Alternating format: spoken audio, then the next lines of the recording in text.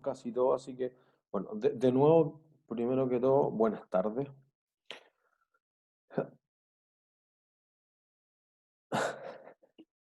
Excelente, Benjamín, justo. Qué bueno que pudiste volver. Am, Nosotros ya la clase pasada definimos para los que se tuvieron que integrar después, etcétera. Está en el programa todas las fechas de los controles, está la explicación detallada de cómo son cada una de las evaluaciones. En el metacurso van a ver que están los controles de lecturas programados con las lecturas, con la fecha, las instrucciones claras desde el principio para los controles de ejercicio que también están programados, y la prueba 1, la prueba 2 y el examen con las instrucciones y hasta el link de cada una también están en el metacurso. Están todas las ayudantías cargadas.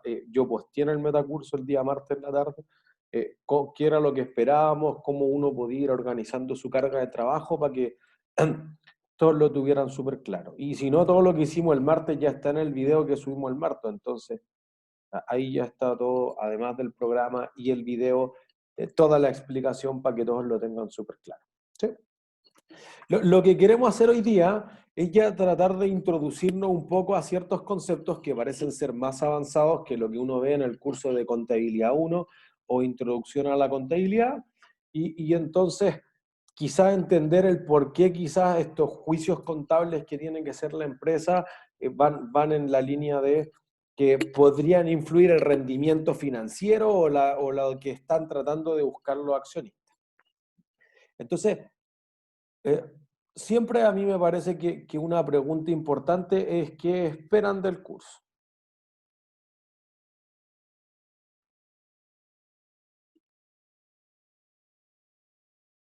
Entonces voy a hacer un puntito. ¿Qué esperan aprender? ¿Qué esperan lograr? ¿Qué esperan evitar? ¿Alguien tiene esperanza? Sí, yo Dar el ramo. Bueno, aparte de pasar el ramo. ver la información financiera de las empresas y poder entenderla y no ver solamente números y cosas que no entiendo. Eso yo creo Ya. que es lo que espero. Entender la información financiera. De hecho, eso es lo que queremos hacer. Más que calcular los números, entender el que hay detrás de ese número. Magdalena. Yo en lo personal espero poder como tomar una visión de la contabilidad más desde como una mirada del ingeniero comercial, de algo que se va a llegar a la práctica cuando esté ejerciendo laboralmente, que pueda tomar como las herramientas que me van a servir cuando, no sé, quizás trabaje en una empresa o tenga una empresa. Perfecto. Son dos cosas que sí vamos a lograr, así que todavía no los decepcionamos. ¿Qué otras cosas esperan?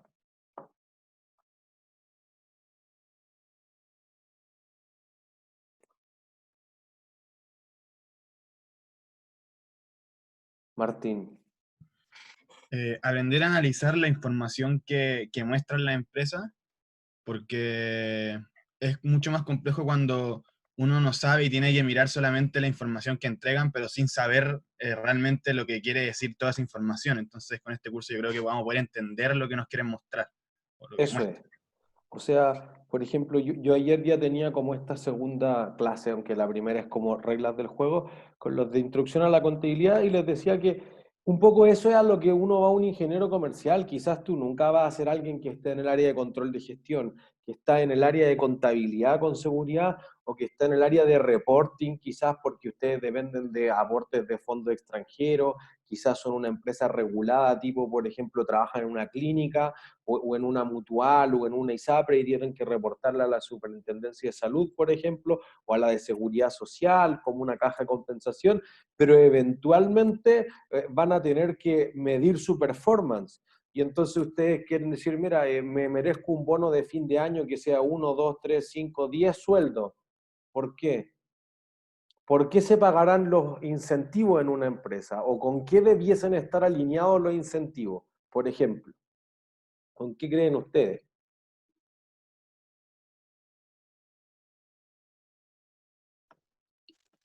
¿Qué tipo de Yo incentivo supongo que como bono? según los rendimientos que la persona obtuvo, o sea, si se cumplieron ciertas metas, quizá ya estaba estipulado un cierto bono o un incentivo asociado a eso. Ya, Pero las metas, por ejemplo, en cualquier área, ojalá traten de pensar en no es ni en finanzas ni en contabilidad. ¿Cuáles serán las metas que les pongo? Hagamos algo obvio, pues a un vendedor. Vender lo mayor Venta. posible. Ya las ventas. Listo. Y entonces, esto voy a volver sobre qué esperamos del curso, pero esto ya te genera un desafío, porque es particularmente en estos tiempos, un vendedor para vender más, ¿qué podría ofrecer? ¿Garantía? Un buen producto. Ya, garantía extendida.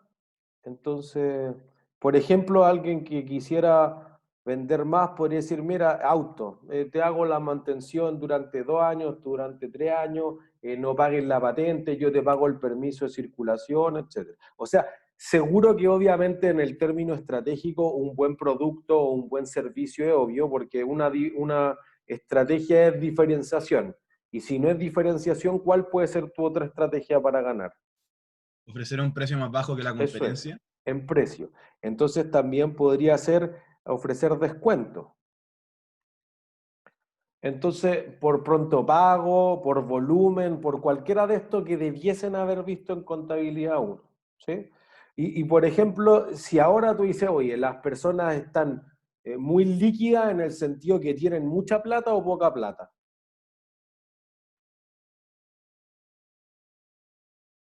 ¿Qué creen ustedes?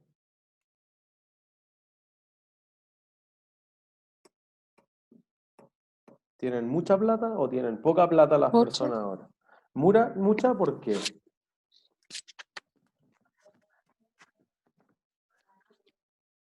Por los Yo- bonos y el 10%. Bueno, los que retiraron el 10% de los fondos de pensiones, si es que eso era algo, tienen algo, que va entre 1 y 4 millones, pero por ejemplo con seguridad eso no te alcanza para comprarte un auto. Entonces, para que tú puedas vender, ¿qué te debería ofrecer para que una empresa, por ejemplo, automotriz, te venda un auto? Facilidades de pago. Eso es, facilidades de pago. Entonces, Financiamiento. digamos, crédito, financiamiento, en mejores condiciones de tasa, cosa que nosotros vamos a ver en este curso, de mejores plazos, que quizás yo en vez de financiarte el 70% te financio el 80% o el 90% del valor del auto, entonces quizás puedo hacer una venta más grande con el 10% de la persona que lo ponga como pie, por ejemplo. Entonces, todo este tipo de cosas te van a apuntar a que tú podrías tener una venta que va a ser distinta al ingreso. Por ejemplo, otras metas, voy a volver sobre el punto original, tú podrías decir, mira, alguien hablaba del rendimiento. ¿Cómo mido el rendimiento?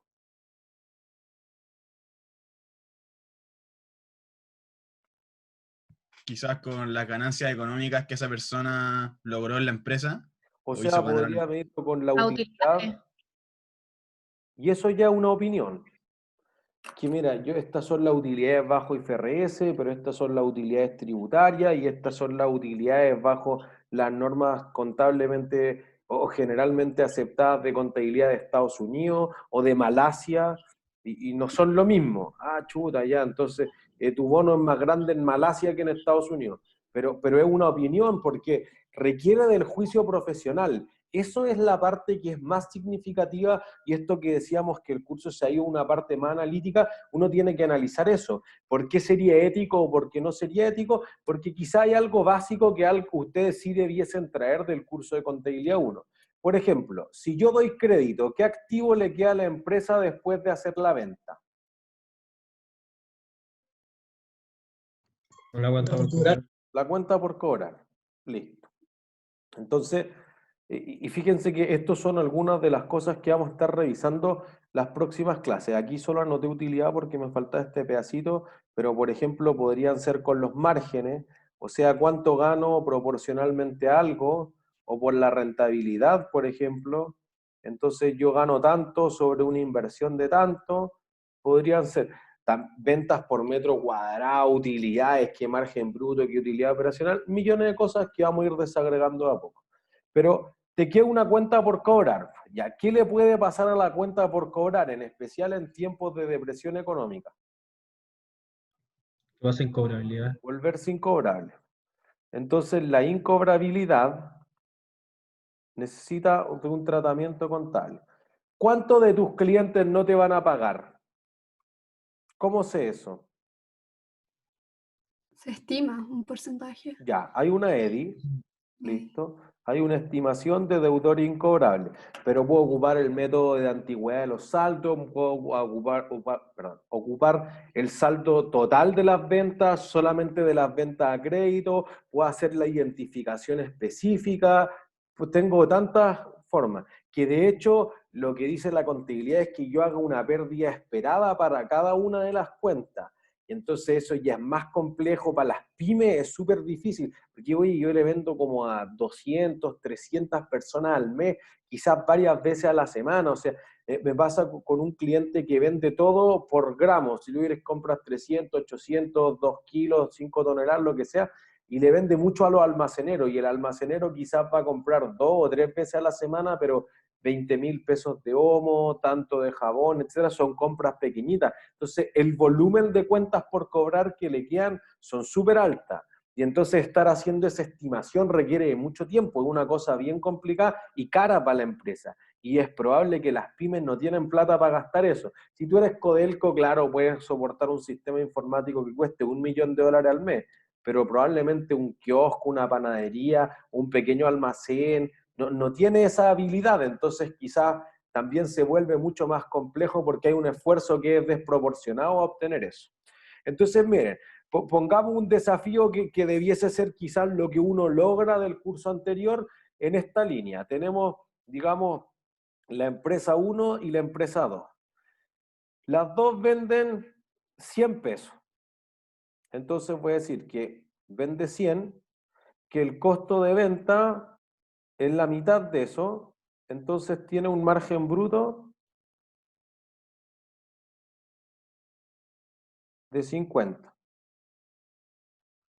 Y de estos clientes el 10% no les paga. Entonces voy a decir que el gasto es de 10.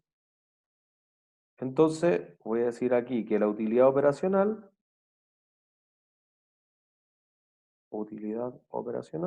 va a ser de 40. Ya. Entonces, esa parte que yo no espero que los clientes me paguen, ¿debiese ser un gasto, debiese ser una pérdida o debiese ser una reducción de los ingresos?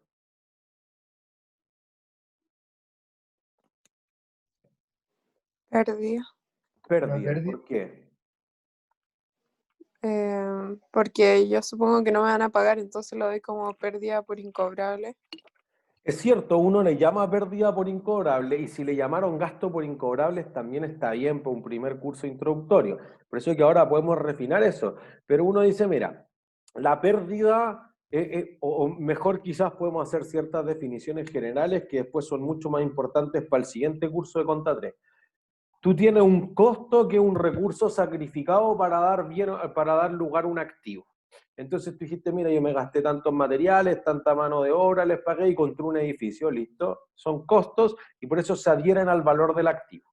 Tienes un gasto que es cuando el activo te permite generar ingresos. Se desgastó el edificio, se depreció las máquinas porque fabriqué, porque vendí, etc. Gasto. Tengo una pérdida. Tenía un auto y se incendió. O vino una turba y lo reventó en el estallido social. Pérdida, porque tenía un auto que iba a generar un beneficio económico, pero nunca lo logró generar y ahora no hay nada. Y eso debimos llamarlo deterioro en el curso anterior. ¿Sí? Entonces, uno aquí dice, mira, yo tenía una cuenta por cobrar. ¿Esperaba cobrar? Sí, Sí, al principio sí. ¿Sí? ¿Ustedes desde que venden creen que todos les van a pagar siempre? No, siempre va a haber una parte que van a decir que no va a cobrar, entonces al final Eso puede es. ser una pérdida porque se asume que no te va a llegar nunca. Entonces, no debiese ser así. Está bien que alguien lo pueda haber aplicado como 1 para contabilidad 1, pero fíjense que hay un juicio que no es menor que requiere decir, oye, yo de 100 lo único que espero que me paguen es 90 y yo pongo los precios y le ofrezco sueldo a las personas e incentivo y toda la empresa funciona solo esperando 90. Jamás espero 100. Entonces, bajo la definición de activo de los beneficios económicos que vayan a fluir hacia la entidad, solo espero que me lleguen 90. Entonces, la cuenta por cobrar jamás debió valer 100. Porque en cualquier caso uno hubiera dicho, mira, tengo una cuenta por cobrar si quieren bruta por 100. Mi EDI es de 10. ¿Y la EDI qué tipo de cuenta es? Contra cuenta activa. Crece por el haber, reduce el valor.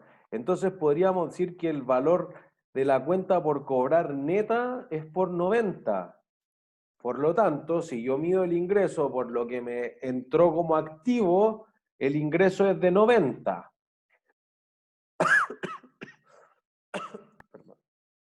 El costo... Ajá. O sea, se diría que una pérdida ya cuando antes de los 90 pasa a ser incobrable. Bueno, cuando yo digo, tengo que cobrar 90, pero si es que pasa algo en el camino y 10 de esos 90 no los cobro, eso ya sería una pérdida.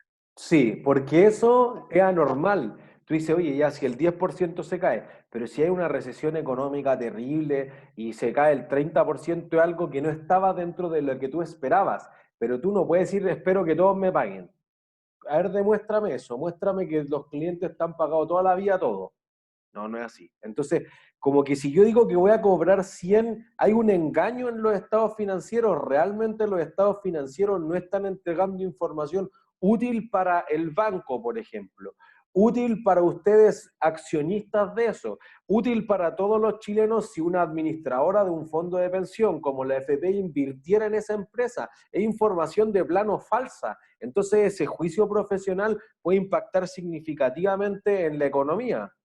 Entonces tú dices, yo espero cobrar 90, si me pagan 80 o 70, era imposible de ver, nadie quizás se anticipó a la pandemia, perfecto.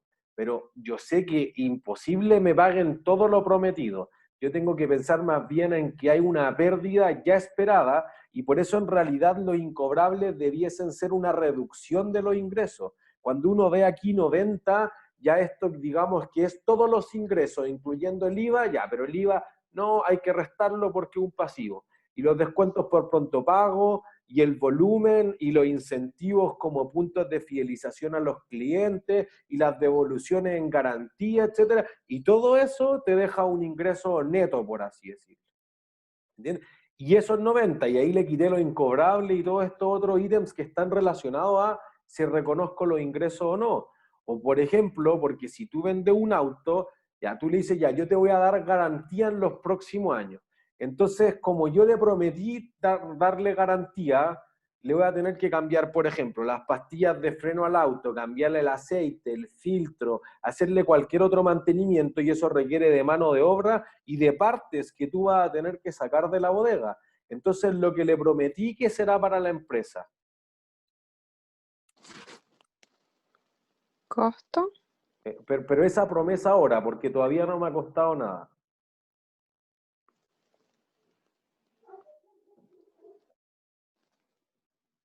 ¿Qué será la promesa que yo hice? ¿El gasto? No, todavía no. Antes que sea gasto o costo. Sí, yo le debo... Bueno, ¿Una promesa hacia quién? Perdón, de nuevo. ¿Qué cosa? ¿Una promesa hacia? Eso, ¿y qué es una promesa en términos contables? ¿Un Pasivo. anticipo? Un pasivo. Un pasivo, eso es. ¿Se entiende? Entonces yo digo, ya, pero fíjense que de nuevo requiero el juicio. Ya, yo le prometí hacer el mantenimiento en 5 años. ¿Qué va a necesitar? ¿Las pastillas de freno? ¿El aceite? ¿Cuánto? No, que a veces sí, a veces no. Chuta, ya necesito hacer una estimación. Y eso requiere mucho juicio. Y además tú dices, sí, perfecto, pero yo esas partes las vendo afuera en 10.000, pero a mí me cuesta comprarlas 5.000. Reconozco el pasivo por 5.000 o por 10.000. Es lo que nosotros vamos a dedicarnos la próxima semana. Hay un precio de mercado, hay un valor de cumplimiento, un valor en uso, un valor recuperable, una serie de conceptos raros, o quizá ojalá al final del curso no sean tan raros, pero que quizá uno debiese ocuparlo en ciertas situaciones. Y entonces, si usted dice, no, yo lo voy a hacer por 10.000, reconozco menos ingresos porque tengo más pasivo. Si yo lo voy a hacer por 5.000 el pasivo, entonces reconozco más ingresos. Y fíjense que lo que genera particularmente para el análisis financiero es esto. Tú tienes aquí costos de 50, eso no cambia. Entonces aquí me gané 40. No tengo incobrables porque los reduje de acá arriba, que es lo correcto, y me gano 40. En el fondo tu utilidad es exactamente la misma, así que alguien va a decir que es inútil. Pero ¿qué empresa tiene mejor desempeño, mejor performance, mejor rendimiento? ¿La 1 o la 2? La 2. Los- ¿Por qué? Ya tiene, ya No tiene tiene gasto. considerado esos gastos, por así Pero las decirlo. dos ganan 40, po. Porque se anticipa lo que va a pasar. Pero ganan 40, pues me da lo mismo si anticipa o no, si es que gana más plata. Pero, profe, Ujú. ¿por qué sacó el gasto si igual se le deteriora la máquina o lo que sea? Porque realmente no es el deterioro de la máquina, es la No le incobrabilidad de la pagáis. cuenta, que como nunca la iba a cobrar, ya lo reduje de los 100. Entonces 90 es solamente la parte de lo que espero cobrar, el beneficio económico Ah, que ya, va a fluir hacia la excelente. entidad.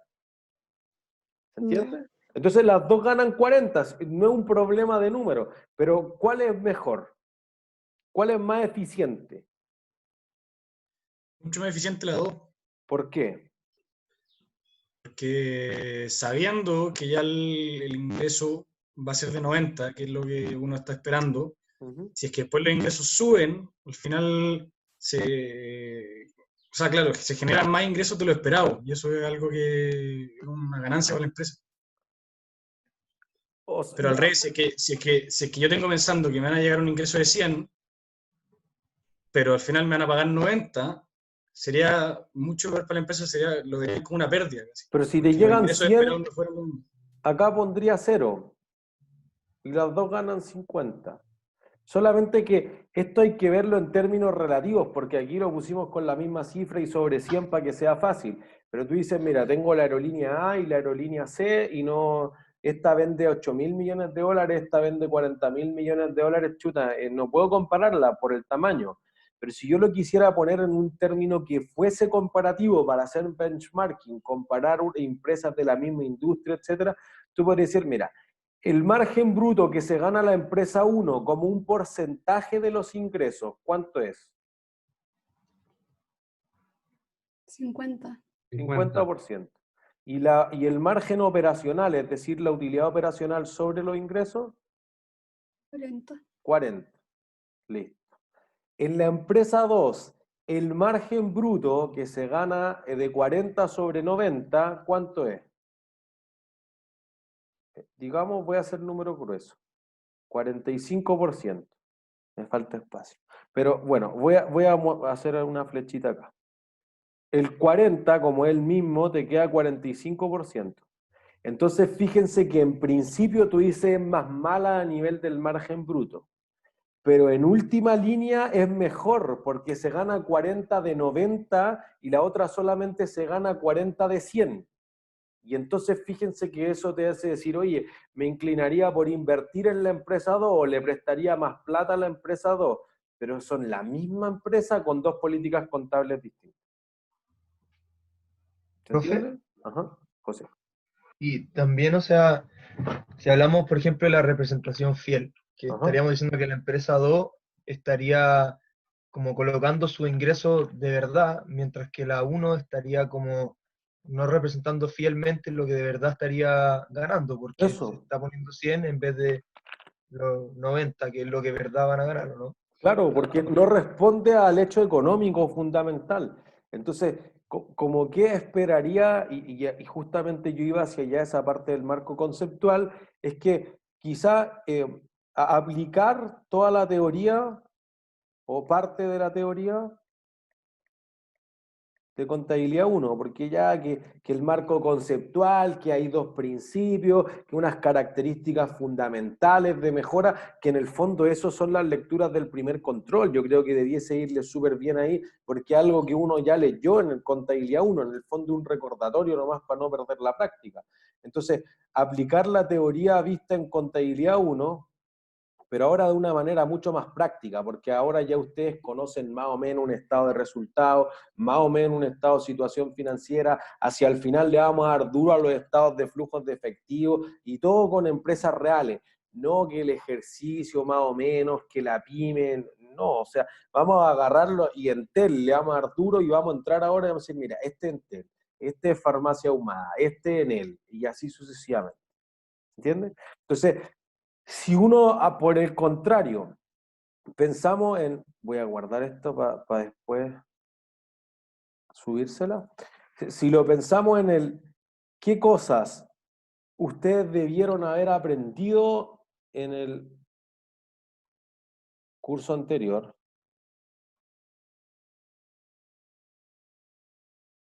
vamos a tratar de usar lo que hayan aprendido. Si alguien me dice nada, lo aceptamos también, mejoraremos a futuro. Pero, ¿qué creen haber aprendido en contabilidad 1? En contabilidad no le puse 1. A hacer tarjeta de inventario. Hicimos caleta. ¿Ya? Tarjetas de La estimación de existencia. incobrables. ¿Ya? IVA. Estimación de deudor incobrable. IVA, súper importante. O sea, créanme que la plata está en los impuestos después cuando salgan al mercado. Así que después, si tienen la posibilidad de tomar el electivo de tributaria con el profesor Carrasco, háganlo. Es un buen electivo y hay mucha plata en impuestos en la realidad. ¿Qué otras cosas aprendieron? Depreciación. Depreciación, ¿ya? Nosotros vamos a tener mucho más claro qué métodos de depreciación, que el deterioro, que las propiedades, planta de equipo, etcétera, pero al menos comprenden que los activos con el tiempo, al menos los de largo plazo, van perdiendo valor. Depreciación, ¿qué más? El método del costo. El método del costo. ¿Ya? A ver, leer estado de resultado y estado financiero. Ya, leer estado financiero. Entonces, quizá eso es algo importante. ¿Qué estados financieros existen? El balance, ¿Ya? El estado de situación financiera o balance. el de flujo efectivo El estado de flujos de efectivo. y el estado de Flujo de operaciones. El estado de resultados o de operaciones, o de ganancia y pérdida también, o de rendimiento financiero incluso en algunos casos, pero hay más. Hay uno que nos parece particularmente al departamento poco útil, pero el estado de cambio en el patrimonio.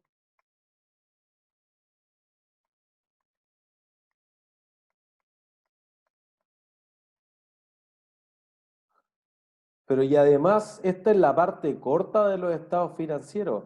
La mayor parte de la extensión, digamos, de los estados financieros está en las notas de los estados financieros. Y las notas de los estados financieros, siempre queda la duda, inclusive lo debatíamos con los profesores el otro día, oye, ¿son un estado financiero o no son un estado financiero? Bueno, si son o no son, o si esto se llama principio o característica fundamental o de mejora, es poco importante, pero tú no puedes comparar dos empresas sin tener las notas de los estados financieros. Aquí dice 40, ¿y qué significa eso? No sé, pues son 1000 unidades a 0,04 o son 2 unidades a 20. ¿Cuánto tiempo llevan esas unidades ahí? ¿O esos clientes van a pagar o no? ¿Eso está en valor presente? ¿Eso es el costo? ¿Eso es el valor razonable? ¿Está depreciado y deterioro? ¿A cuánto tiempo ya? ¿Ocupa FIFO? ¿Ocupa costo promedio ponderado? ¿Ocupa LIFO? ¿Ocupa otra cosa? Por ejemplo, en inventarios, que en general lo que uno debiese saber más es inventario y cuentas por cobrar el curso anterior. Qué bueno que sepan harto IVA, eso es importante.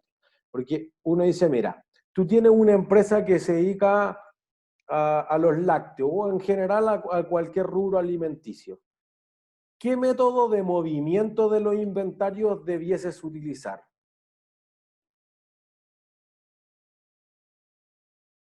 De los que ustedes conocieron en el curso anterior.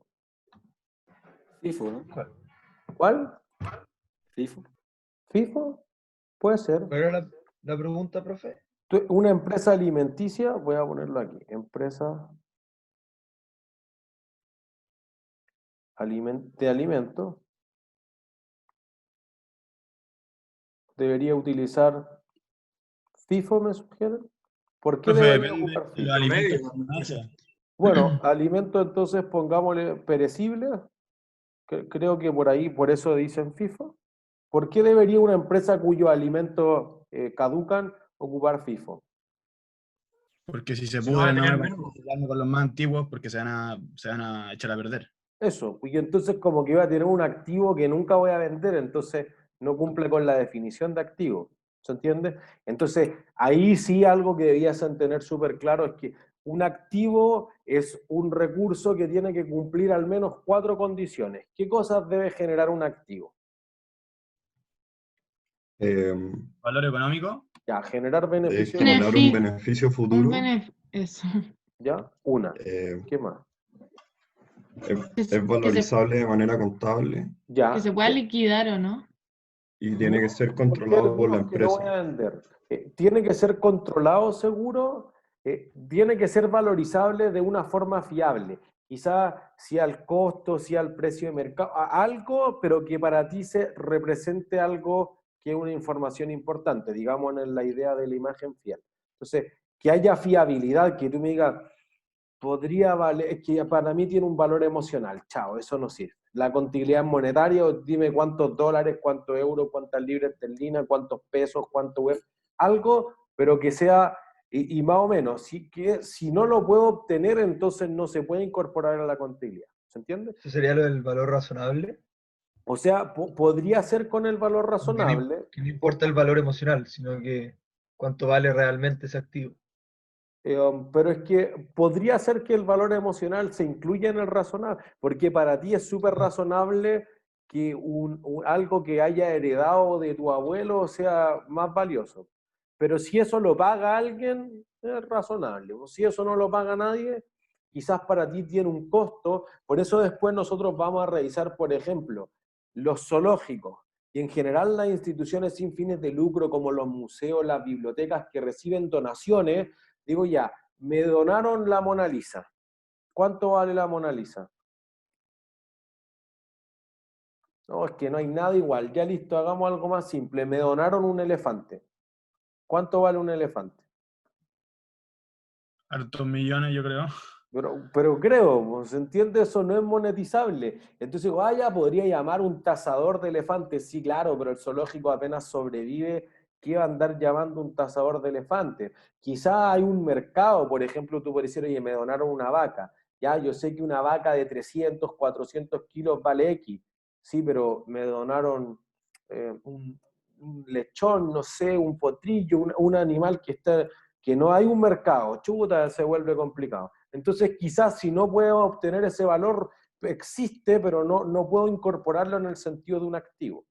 Debo tener el control, no tiene que ser legalmente mío, pero tengo que ser capaz de obtener beneficio o hacer lo que yo quiera, no que alguien vaya a influir en eso del activo, y debe surgir a raíz de hechos pasados. Entonces ahí está en el principio del devengado, que toda la contabilidad solamente registra hechos pasados. No, me prometieron que me iban a regalar tal cosa en 2 años más. Bueno, cuando te lo regalen, registra. ¿Se entiende? Ese es el espíritu en el que va un poco. Entonces, uno dice, mira, tengo esa definición para los activos. Tiene que ser capaz de generar beneficio económico, tener control, surgir a raíz de hechos pasados y ser valorizable en una forma fiable, digamos. Si eso es con el valor razonable, con el costo, con cualquier otra técnica, está bien. ¿Sí? El pasivo, entonces, debe ser lo mismo. Debe ser una obligación presente de la entidad que surge a raíz de hechos pasados, que en el futuro la entidad va a implicar desprenderse de recursos económicos y que se puede medir de una forma fiable. Si eso es con mucha o poca incertidumbre, otra cosa. Ya depende mucho de las técnicas y para eso vamos a estar con matemáticas financieras, del valor presente, etc. Pero te puedo dar un valor, aunque sea aproximado. ¿Sí? Y entonces, ¿cuál será la definición de patrimonio?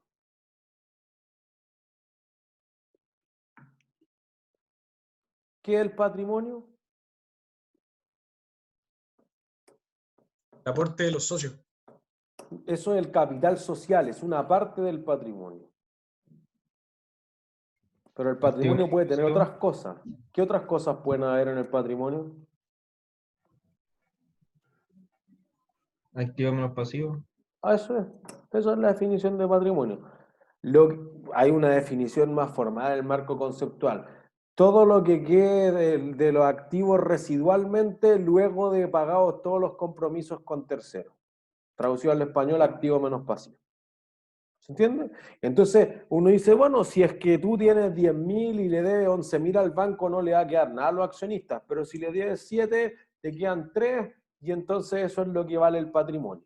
Dentro del patrimonio hay aportes iniciales de los accionistas o de los dueños de la empresa, el capital social.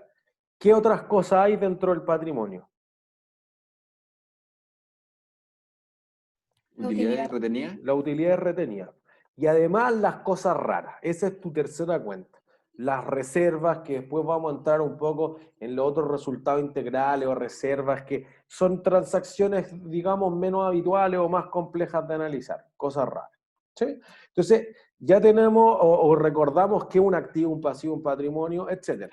¿Qué es un ingreso entonces? Un aumento en los activos o una disminución en los pasivos que no se explica por un aporte de los dueños. Y por el contrario, un gasto es un aumento en los pasivos o una disminución de los activos que no se explica por un retiro de los dueños.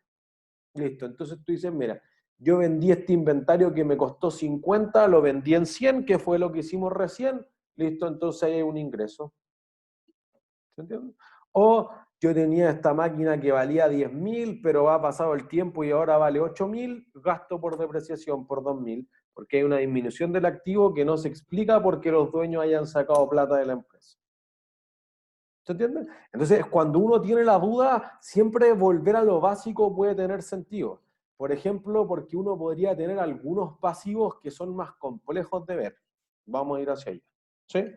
Empresa de alimentos... Perdón, escucho. Se me confunde el gasto con el costo, porque a veces como que es lo mismo, pero como que no.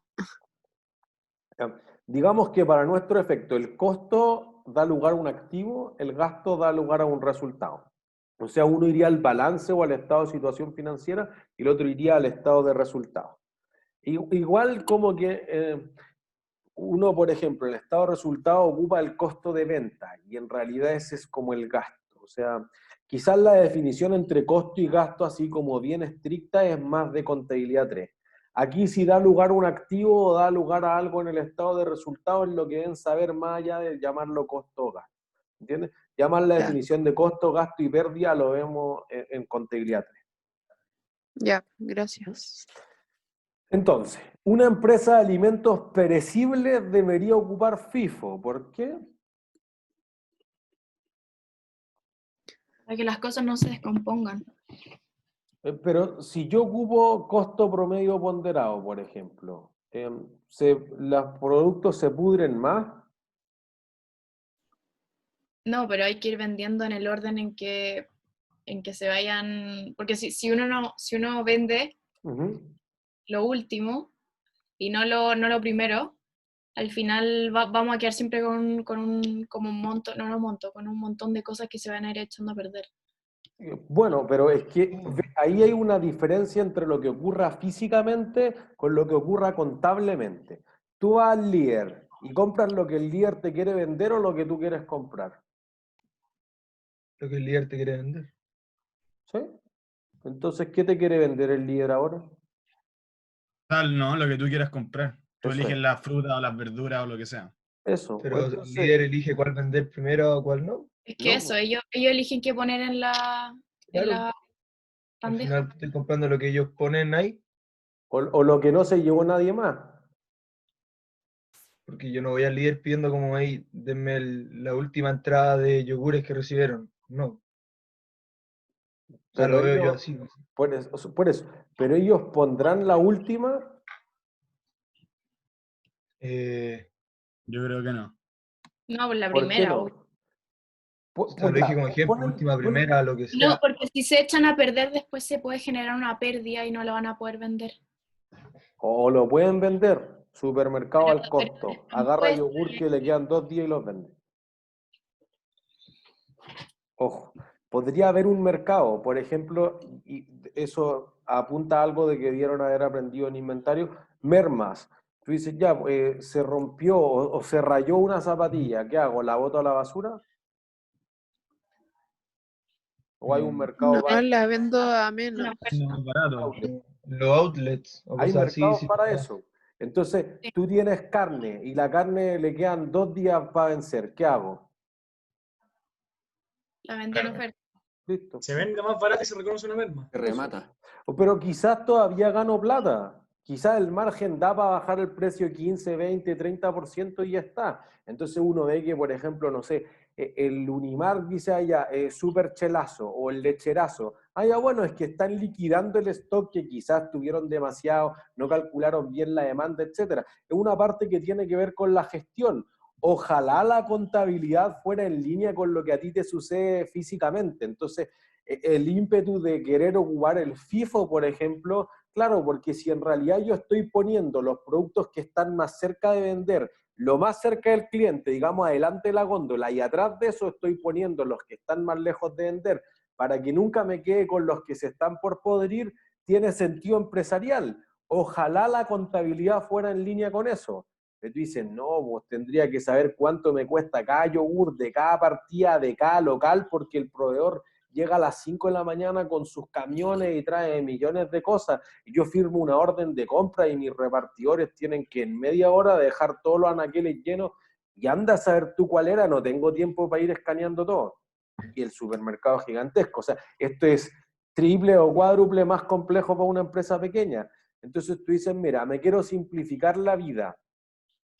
Costo promedio ponderado. ¿Entiendes? Como que todo en la forma en la que tú presentas la información, si la contabilidad del sistema de información para medir si tú estás vendiendo mucho de un producto, otro producto, etcétera, cuál es el que sale más rápido de tu punto de venta, dónde debería colocarlo, o sea, mira, me quedan mucho stock cuando esto lo pongo en el pasillo 6, pero si lo pongo al lado de la caja, en el punto de venta, por ejemplo, puede generar algo súper significativo. O mucho de lo, nos contaba la profesora Schulman que en algún momento les dije que vamos a hacer algo del activo intangibles con ella, la otra vez decía, mira, hay muchos supermercados que van y contratan como una especie de palo blanco, entonces llenos así como estos cajones que tienen como pantuflas de animales, como que no sé, les quedaron, agarraron una liquidación, le vendieron un container por remate que venía de China, y ya está. Quizás nadie los vende, pero de repente pongo a alguien que empieza a hablar, que empieza a comentar con otra persona contratada por el supermercado y de repente todos se lanzan y en media hora ya está vendido todo ese stock. Para que se produzca ese quiebre de stock o se quede sin las unidades mínimas para vender, puede depender de que esté en el pasillo correcto, que esté en el punto de venta correcto. O sea, si tú haces un pasillo que se dedica a vender pilas, no vendes ni una. ¿Dónde debo poner las pilas? Las cajas. La caja. Porque nadie va al supermercado porque quería comprar pila, o es bien difícil, pero te acordáis justo cuando estáis en la caja. Entonces, todo lo que son chocolatitos, juguetes para los niños, si se hace fila, los niños van a empezar a molestar al papá y ya para que se quede tranquilo el hijo, le compran algo. Entonces hay ciertos productos que operacionalmente, aquí no tengo idea ni lo que es FIFO, lo que es costo promedio ponderado, nada, hay que ponerlo ahí para vender. Bueno, ¿cómo valorizo esas ventas? Ya es algo que tiene que incorporar la contabilidad. Profe, entonces lo que está diciendo es que está como haciendo una diferenciación en el método de costo de inventario en comparación a la forma de cómo se venden las cosas, o sea, como que no tiene directa relación si se usa promedio ponderado, FIFO, LIFO, en la forma en cómo venderlo en el súper. Se podría Tal cual. O sea, yo le podría decir, no, es que nosotros ocupamos promedio, así que mézclalo al azar. Y el jefe de sala me manda a la punta del cerro. Es decir, no se te ocurre, yo voy a vender. ¿Cómo lo contabilizáis? Es problema tuyo, a mí me da lo mismo y yo tengo que vender. Porque además, fíjense que todo lo que usted decía en el sistema de incentivos asociado a la medición del performance, del desempeño de cada área, de un gerente comercial, de un gerente de logística, de un gerente de servicio al cliente o de experiencia del cliente, de un área, por ejemplo, que sea de inteligencia de negocio, etcétera, te miden por otras cosas. Entonces, a ti te miden por las utilidades, a mí me miden por el número de quiebres de stock. Entonces, hay algo que se llaman los KPI, los Key Performance Indicators, que son como los indicadores claves de éxito. Bueno, tú tienes KPI, mira, que nunca falten tales productos en la sala, que tus proveedores siempre lleguen a tiempo, que haya al máximo un 5% de tasa de reclamo de los clientes, que las devoluciones sean las mínimas, que si se revienta, invento un yogur en el pasillo, tú tengas alguien que lo va a limpiar en menos de 2 minutos, entonces no puede haber ningún accidente, o si se quebró algo que era de vidrio, etcétera, más rápido todavía. Bueno, si tú cumpliste con todo esto, entonces tu bono de fin de año es 2, 3, 4, 5 sueldos, anda a saber tú. ¿Se entiende? Y hay cumplimiento, sobre cumplimiento, hay todo un área que es de planes de incentivo para los trabajadores, pero el cómo lo haga la contabilidad es otra cosa. Entonces, podría pasar esto. Fíjense que la contabilidad puede, por eso requiere mucho juicio profesional. A ti te miden por las ventas trimestrales. Esto pasa mucho, por ejemplo, en los retail o en las empresas de carga. Entonces, el retail, ¿cuándo será que vende más? ¿En qué época del año? Navidad. Navidad. Diciembre. Listo. Si no te gustan los regalos de Navidad, ¿cuándo los devuelvo? En enero. En enero. Entonces, fíjense que hay algunas ventas que se reconocen en diciembre y entran en el estado de resultados, digamos, del 2019. Y después tú hiciste las devoluciones el 2020. Entonces, si yo anulo la venta, el 2020 te va a quedar como con ventas negativas. Si después sigo vendiendo, obviamente se van a reducir las ventas totales, pero es algo que está asociado con el 2019. Entonces, como tú sabes que hay una parte de las personas que hace las devoluciones en garantía, tú deberías hacer una estimación desde antes. Sí, claro, o yo podría vender y después decirle, mira, venga toda la familia, compre esto y después cancele. Algo que pasa en las industrias de seguros. Si es que si yo vendo, me faltan 2 seguros para ganarme la comisión mensual, listo, vengan y después cuando lo llamen en 6 días para confirmar, digan que fue un error telefónico y cancelen el seguro. Pero ya me van a haber dado el bono. ¿Se entiende? Entonces hay una cosa que requiere de mucho juicio profesional que solamente se va a formar con el tiempo dependiendo de dónde trabajen. Entonces uno dice, oye, es que mira, nosotros siempre tenemos la política de poner los yogur que vencen primero al frente. Ah, entonces eso podría ser FIFO. El primero que entró es el primero en salir, pero quizá eso no es totalmente cierto. Podría ser que el primero en entrar no es el primero que va a vencer. Por eso que la industria alimenticia ocupa una política que se llama FEFO. El primero que expira es el primero que sale. ¿Se entiende? Entonces quizá esto es más certero y le entrega información de mejor calidad a los inversionistas. Eso es lo importante. Porque además tú dices, mira, LIFO no se puede ocupar para IFRS, pero todavía es utilizado en Estados Unidos. Y vamos a mostrar que Estados Unidos mueve el 43% de los volúmenes de capital en el mundo. Entonces, si se puede ocupar en Estados Unidos, aunque IFRS lo prohíba, todavía tiene sentido al menos entender cómo funciona. Last in, first out. Las últimas que entraron son las primeras en salir. Hay una razón de peso de por qué IFRS no lo permite utilizar. Porque si las últimas que entraron son las primeras en salir, las que quedan en bodega siempre van a ser las más antiguas. Y como en bodega van quedando las más antiguas, todo lo que tú estás reflejando en los estados financieros es una información súper desactualizada. Entonces quizás voy a tener que hacer una pérdida por deterioro en algún momento. Y además es poco probable que esa información sea útil para los inversionistas. Digo, no, mira, tengo 2000 iPhone 3 en bodega. Chao, nadie le importa eso, no vale nada. ¿Se entiende? Entonces podría tener una información que es inútil para la toma de decisión al menos. ¿Se entiende? Entonces, por ejemplo, uno podría ir, casi borro sin guardar, ahí sí. Uno podría decir, mira, hay ciertos, si decimos los activos y pasivos, podemos separarlos en varias cosas. Podemos separarlos en corrientes y no corrientes. ¿Qué serán los activos y pasivos corrientes?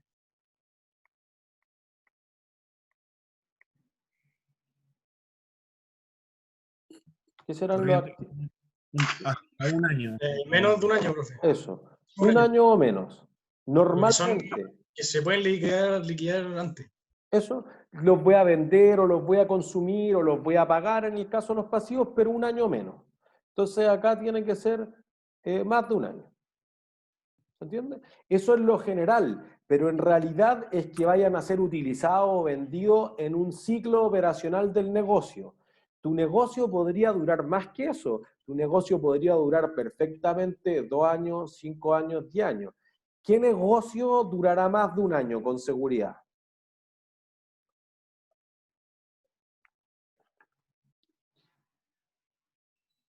¿Algún negocio que requiera sí o sí de más de un año?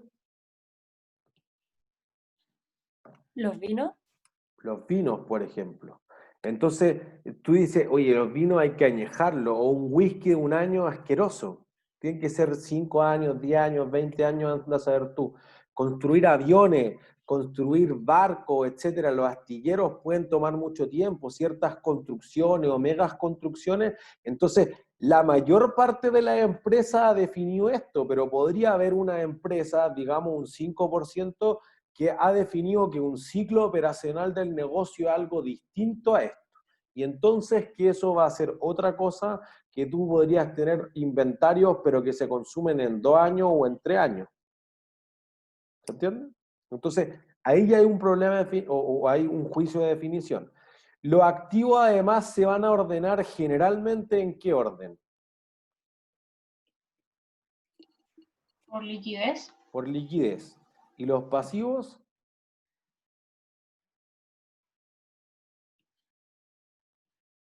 ¿Por antigüedad? Más o menos por eso, por exigibilidad, que es parecido a la antigüedad, exigibilidad. Entonces, la liquidez se refiere a qué tan rápido se pueden convertir en caja. Entonces, por eso que la caja es el activo más líquido de todo. Y la exigibilidad significa que si tú quebraras y hicieras una fila de a quienes les voy a pagar primero, el que es más exigible es el que está primero en la fila. Entonces, quizá uno podría decir primero a los trabajadores, después a los proveedores, después al fisco quizá, después a los bancos y otros prestamistas, último a los accionistas. Eso era cuando quebraba una empresa, ahí en donde se aplicaba la exigibilidad, ¿o no? O sea, Ajá. me acuerdo que lo enseñaron en conta, como el orden de... Como Si los se quebrara trabajadores. la empresa y tú haces una fila, esa misma fila debería verse reflejada, o más o menos esa misma fila, reflejada en el balance. Eso se denomina entonces exigibilidad. Exigibilidad, tal cual. Eso, exigibilidad. Entonces, por ejemplo, la contabilidad, particularmente bajo IFRS, está basado en 2 principios. Bueno, si son principios o no son principios, pero digamos que son los 2 pilares esenciales. ¿Sí? Vayamos al fondo más que a la forma, que es el principio del devengado, o sea, solo registro hechos pasados, y además, ¿cuándo supongo que va a quebrar un emprendimiento que tengo? ¿Cuándo creo que va a Estoy muy endeudado y no tengo cómo pagar. ¿Cuándo? Cuando estoy muy endeudado y no Ese tengo es el cómo momento en que quiebra, pero cuando tú formas una empresa, ¿cuándo esperas que quiebre? Cuando ya no hay mercado. ¿Cuándo va a ser eso? Mayor el ingreso. Cuando no estoy generando utilidad. Por eso, pero ustedes forman un negocio. ¿Cuánto esperan que dure ese negocio? Principio de la puesta en marcha, ¿no? Eso. Entonces, ¿cuándo espero que quiebre, Benjamín? Nunca. Nunca. Esa es la hipótesis de la empresa en marcha. ¿Tú consideras que la empresa siempre va a seguir? Hay un valor que nosotros vamos a llamar de continuidad, porque quiero que la empresa siga funcionando. Nadie quiere inventar una empresa para que quiebre, pues ese no es el negocio. Entonces, la hipótesis de la empresa en marcha es que tú preparas los estados financieros como si la empresa nunca fuese a quebrar. Cuando la empresa ya está quebrada y se empiezan a vender todos los inventarios, las propiedades, los vehículos, y vamos a pagar a los acreedores y se acabó, ya no cumple para IFRS. Ahí hay un valor de liquidación, no un valor de continuidad. ¿Se entiende? Y entonces ahí uno tiene ciertas características que pueden ser súper importantes. Entonces uno necesita para tomar decisiones financieras, los estados financieros están preparados para múltiples usuarios financieros, pero esencialmente están preparados para los que vayan a perder plata en el negocio. ¿Y quiénes son los que van a perder plata en el negocio?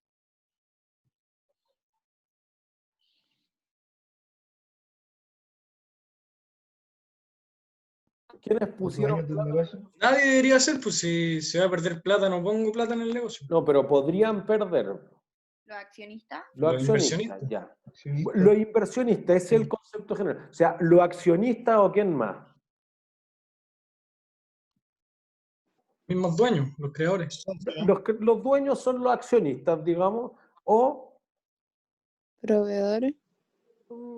los proveedores quizás no pierdan, pero está cerca de los proveedores. ¿Los? ¿Socios? Los socios son los accionistas. Pero además la empresa, ¿a Los quién le va a ir a pedir plata? acreedores. A los bancos. Eso, Claro. bancos u otros prestamistas más complejos, después vamos a hablar de la empresa de leasing, de los bonos, etc. Pero los que hayan puesto capital en la empresa, entonces los estados financieros están primariamente dirigidos a ellos. Si después yo puedo decir, oye, mira, hemos tenido estos impactos medioambientales y lo hemos mitigado con tales cosas, etc., bien, esa información también se puede proveer. Y mira, nosotros tenemos este programa de inserción, no sé, de paridad de género, de adoptar a los abuelitos, etc. Millones de cosas, pero en principio lo que vaya a influir en la gente que pierda plata. Después es secundario todo el resto. Entonces hay unas características que son más del orden fundamentales, o sea, sería inútil ver los estados financieros sin estas características, y hay unas características que son de mejora. Entonces las características fundamentales son dos. ¿Qué características fundamentales debiesen tener los estados financieros? Yo siempre, en físico al menos, preguntaba esto. Vos mira, ¿cuántos plumones tendrá la universidad en este momento?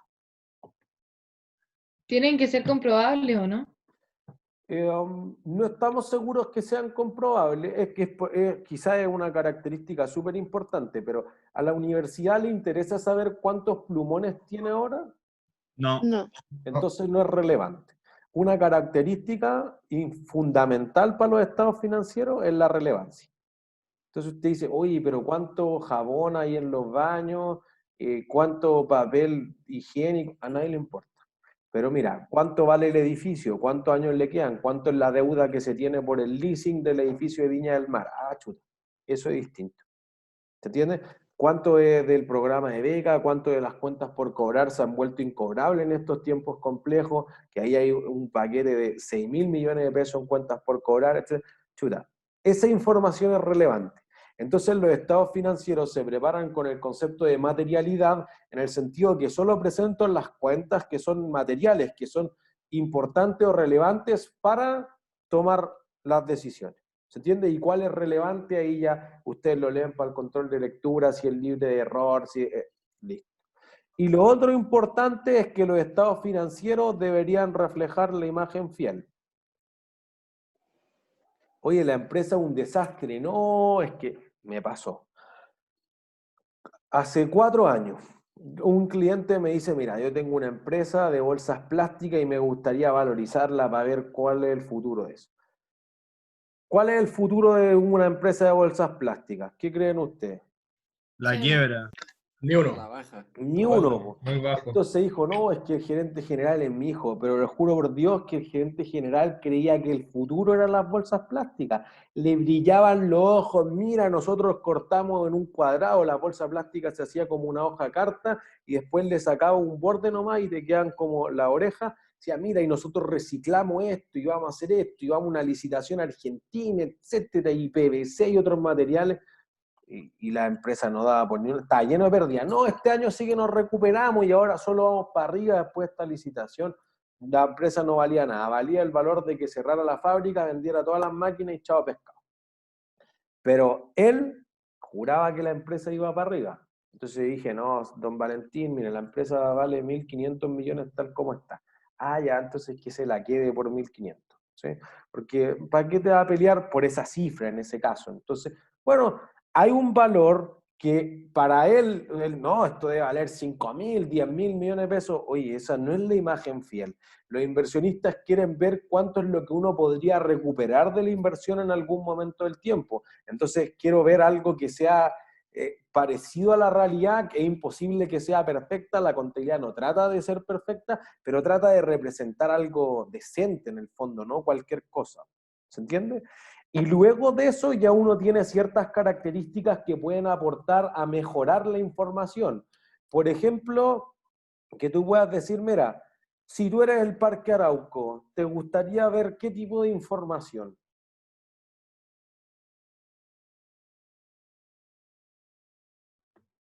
Si el Parque Arauco, por ejemplo, este año pierde o gana 20.000 millones de pesos. ¿Eso es bueno o malo?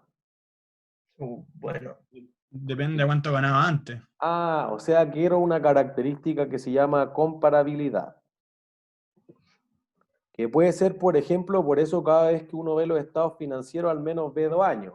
Pero alguien puede decir, no, ¿por qué no me mostráis Mall Plaza? ¿O cómo le está yendo a Cencosud Shopping Center, que más o menos andamos en un tamaño razonable, y a ver qué tan bien o qué tan mal le ha ido a ellos, que sean comparables? Pero mira, y lo vamos a ver nosotros, es que el Mall Plaza ocupa el criterio del costo, y el Parque Arauco el valor razonable, entonces llama un tasador todo el año. Chuta, ¿qué significa eso? El valor presente, la tasa de descuento, ese APM. Ah, no tengo idea. Comprensibilidad. Explícame qué juicios profesionales aplicaste. Entonces, todo lo que hemos discutido se escribe en una nota de los estados financieros. Mira, nosotros consideramos que lo incobrable es una reducción de los ingresos de acuerdo con la IFRS 15. Ah, ya, listo, se entiende. Porque otra empresa dice, no, nosotros lo consideramos un gasto por estar... Ah, ya, se entiende también. Y si ustedes quieren comparar quién gana más o gana menos, podrían hacer su ajuste. ¿Se entiende? ¿Qué otras características podrían mejorar la información financiera que se presenta? Sean simples. Es que eso no sé si lo mejora. Porque yo digo, mira, la empresa tiene activos por 1 millón y pasivos por 700.000. Eso es simple. Ya sé que el patrimonio vale 300.000, pero ¿será mejor que tenga mucho capital y poca utilidad retenida o al revés? ¿Mucha utilidad retenida y poco capital? ¿Entiendes?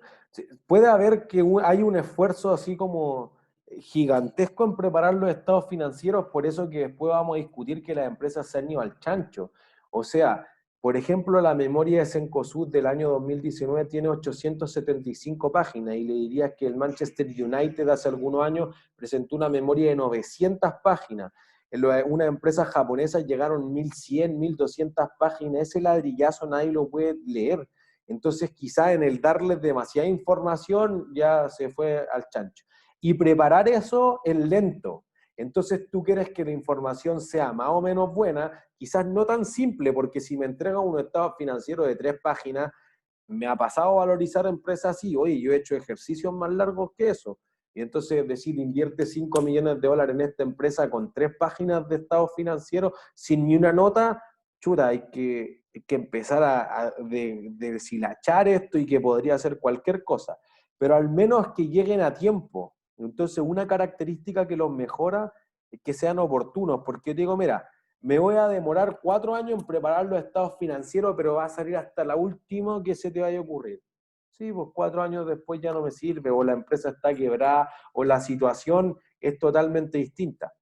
Entonces, la comparabilidad, la comprensibilidad, la oportunidad son características que podrían mejorar los estados financieros notablemente.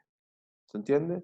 Entonces, hay principios que uno considera más bien fundamentales en el hecho de que la empresa va a tener siempre una mejor, o al menos los inversionistas de la empresa van a tener mejores oportunidades de tomar decisiones del tipo financiera con ese tipo de información. ¿Se entiende? Entonces, uno tiene esa y uno tiene también que decir, mira, yo construí este edificio y me costó 10.000 millones. ¿Cómo sé que te costó 10.000 millones? No, mira, es que estos son los materiales, estos son las personas, esta es la depreciación de las máquinas, etc. Entonces, también mejora los estados financieros si la persona que los lee puede verificar eso. Me quedé chico. Voy a apuntar eso hacia el otro lado. Si tú puedes verificar esa información, ¿se entiende? Entonces, la contabilidad más que hacer puro asiento y cosas locas, no. Te importa que esa información sea de calidad para el inversionista. Y particularmente IFRS, y con eso vamos a terminar la clase de hoy, ha ido en esa línea.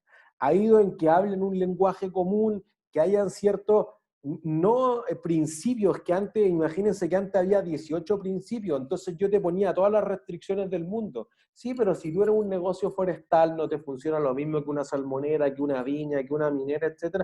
Y cada uno puede tomar sus decisiones, y una empresa ocupan FIFO y otras promedio ponderado y otros FEFO, y después podemos seguir, o sea, en contra de Trump, decir, mira, y si ocupa HIFO, y si ocupa LOFO, bueno, y hay más sistemas de inventario, bueno, de acuerdo a los requerimientos y que te expliquen por qué eso te parece razonable. ¿Se entiende? Entonces, han ido en esa línea, y particularmente la IFRS, y con esto sí terminamos, han ido en esa lógica. Entonces, por ejemplo, yo estoy en la página de ifrs.org, la página del ISB, la empresa que emite las normas, o el consejo técnico que emite las normas.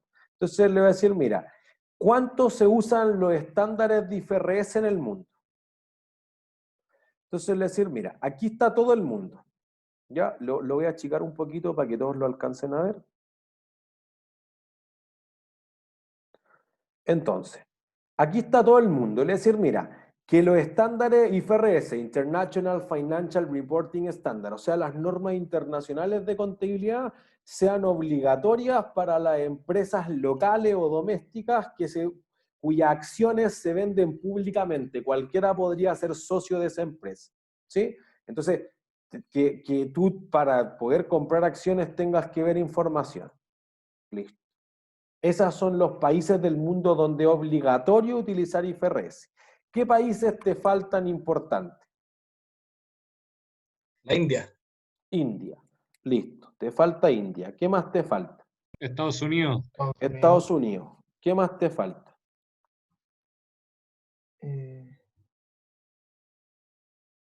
Porque nadie me diga Bolivia. A nadie le importa Bolivia. No China y porque- Japón.